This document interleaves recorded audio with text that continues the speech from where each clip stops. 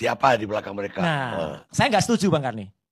Kalau orang-orang mengatakan di belakang Sylvester tuh orang besar, orang kuat. Enggak Bang Karni. Yang di belakang Sylvester tuh orang kurus.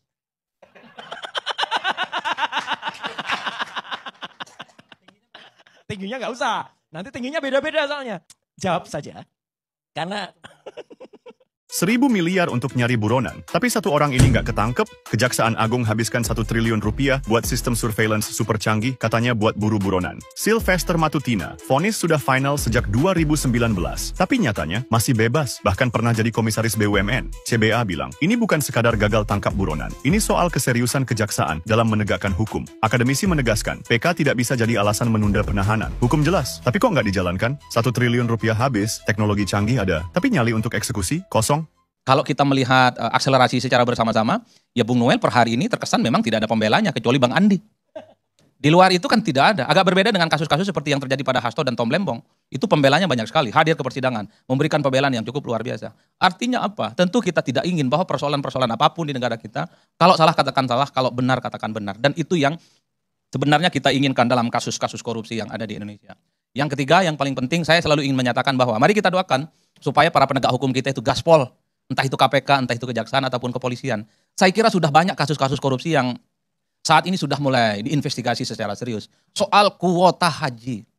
Saya orang Madura kebetulan, saya nggak tahu apakah harus nunggu 50 tahun gara-gara korupsi soal kuota haji. Kan ada penyebutan, ada sekitar kurang lebih sekitar 90.000 orang harus antri puluhan tahun gara-gara jual beli soal kuota haji. Sekarang sedang dilakukan investigasi secara serius, penyidikan secara serius oleh KPK. Kita berharap bagaimana endingnya, karena saya kira sudah banyak orang yang sudah dicegah ke luar negeri dan orang meyakini bahwa persoalan haji ini adalah sesuatu yang harus dituntaskan.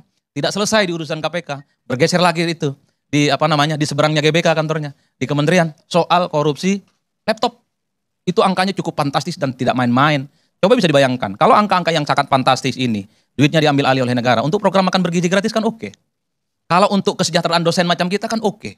Kalau untuk kesejahteraan guru yang dianggap sebagai beban negara kan oke. Inilah yang saya kira, bahwa persoalan korupsi saya kira jangan hanya berhenti di persoalan wakil menteri ketenagakerjaan. Ada persoalan-persoalan besar, jumlahnya fantastis, ratusan miliar dan bahkan triliunan, yang saya kira perlu diusut. Sebagai bentuk bagaimana persoalan korupsi itu ya bukan hanya tampak di permukaan, tapi juga menyelam di kedalaman, di mana ada aktor-aktor kakap yang selama ini tidak pernah tersentuh oleh faktor hukum. Dan itu yang kita tunggu, hingga indeks persepsi korupsi kita yang saat ini positif. Hasil survei menunjukkan betapa pemberantasan korupsi memasuki 9 bulan pemerintahan, itu saya kira mendapatkan resultante yang cukup positif.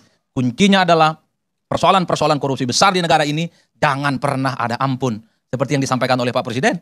Nggak peduli dia. Apapun agamanya, apapun sukunya, apapun partainya, kalau salah, dia harus ditendak dan harus dieksekusi secara signifikan. Itu yang pertama terkait dengan persoalan Bung.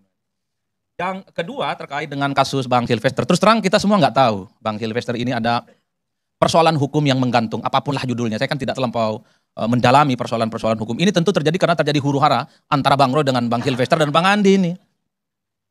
Kalau tidak ada tuding-tuding soal statusnya akan dinaikkan apa segala macam, orang tidak akan tahu, Bang.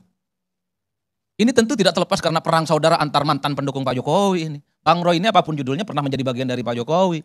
Bahkan yang nyetir pertama kali mobil SMK ke Jakarta ya Bang. Per hari ini menjadi rival yang paling utama. Tiada hari Bang Roy itu tanpa Jokowi. Nyanyiannya paling indah.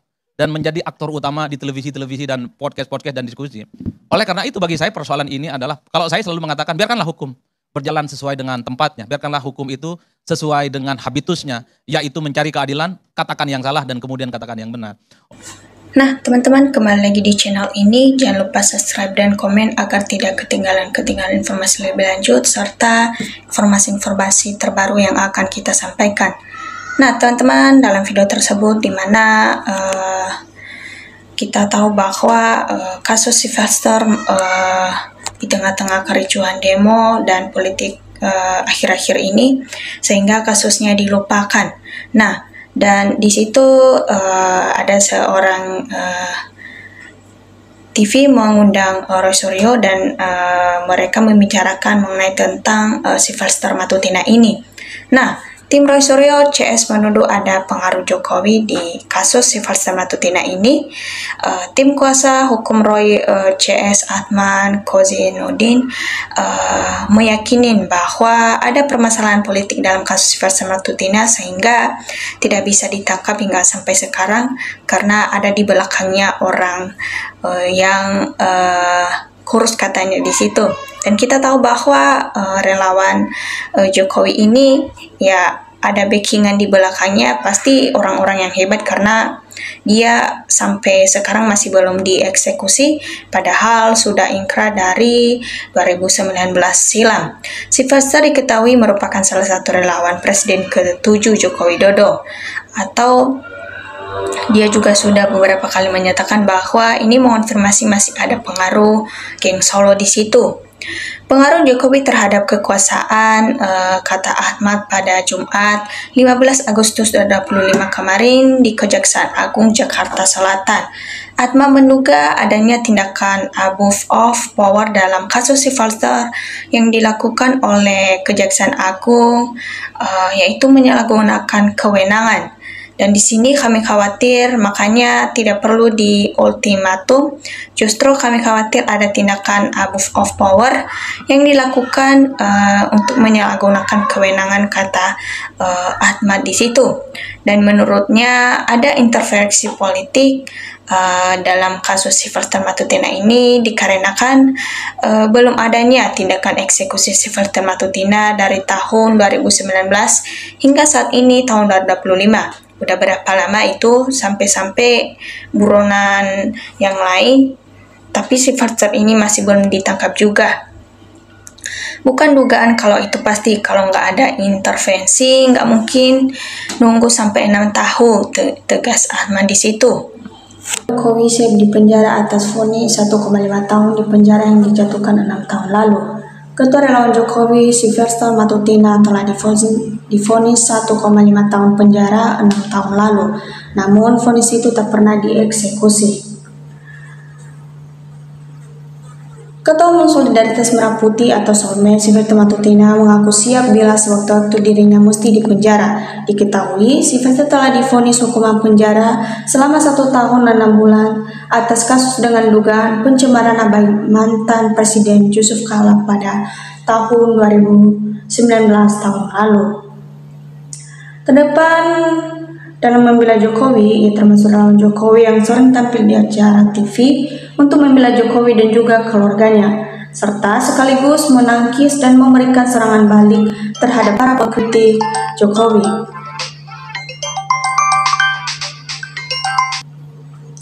Sylvester mengklaim dirinya telah menjalani seluruh proses hukum terkait kasus tersebut dengan sebaik mungkin.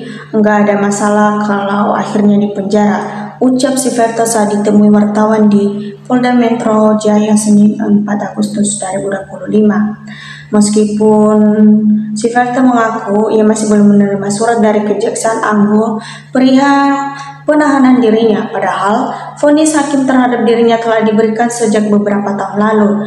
Sylvester bahkan mengatakan bahwa permasalahan antara dirinya dengan Yusuf Kala sebetulnya telah selesai di luar proses hukum atau non-yudisial. Dia mengaku telah berdamai dengan mantan ketua umum Partai Golkar tersebut. Itu sudah selesai dengan adanya perdamaian. Bahkan, saya beberapa kali bertemu dengan Yusuf Kala dan kami berhubungan baik, dan proses hukum juga sudah saya jalani, tutur Sylvester.